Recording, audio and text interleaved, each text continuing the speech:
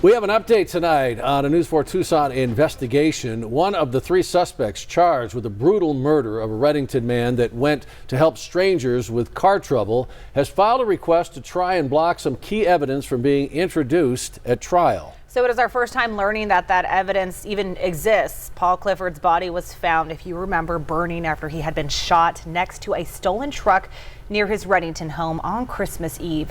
About a week later, the Pima County Sheriff's Department arrested three suspects that were held up inside of a Tucson mobile home: Jack Upchurch, Elmer Smith, and Wendy Scott. N4 Tucson's chief investigative reporter, Chorus Nylander, is live outside Pima County Superior Court to break it all down for us. Chorus. Yeah, well, Sean, this is the latest filing from Jack Upchurch, the man the Pima County Attorney's Office is trying to make out as the shooter in this case. Right now, his defense team is trying to stop the introduction of opinion testimony during trial, testimony that would support some shoe print evidence allegedly gathered in and around the crime scene.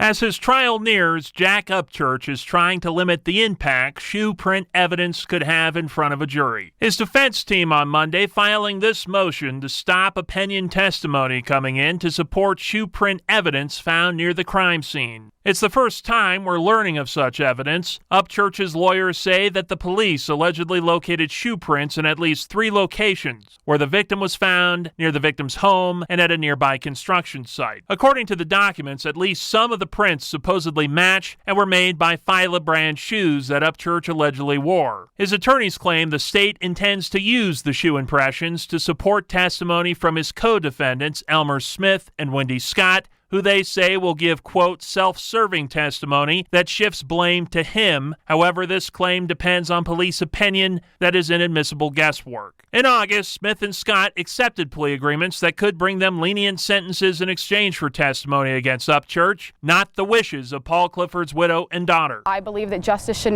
not be about negotiating and making business deals when we're talking about murder. Louis Fidel is an experienced criminal attorney with no connection to this case. He says the rules of procedure typically do not allow so-called lay witnesses to testify as an expert on a topic they do not have expertise in, but the judge's decision will weigh many factors. I imagine that the judge will also be looking at what the specific evidence is. You know, what are the prints that are in question? What are the shoes? He says the importance of shoe prints can depend largely on the rest of the evidence. Just another piece of the puzzle, and on its own may not have great significance, but it's really hard to say without knowing how it fits into the scheme of the rest of the evidence. I sent the filing to Clifford's daughter, Sabrina Vining, who sent me a statement reading in part, quote, "It's almost laughable that one co-defendant's attorney is pretending to chase the truth when his client and the other two defendants are the very reason this is a felony murder case."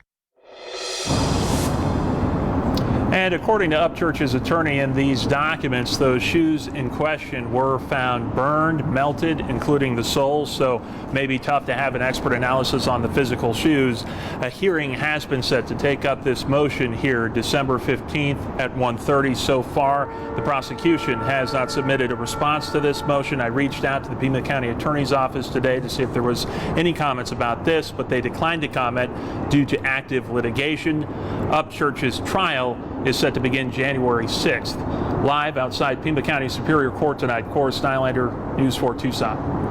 All right, Chorus, thank you for that live report. You can read that full court filing for yourself. Just go to our website, KVOA.com, and look under the Investigators tab.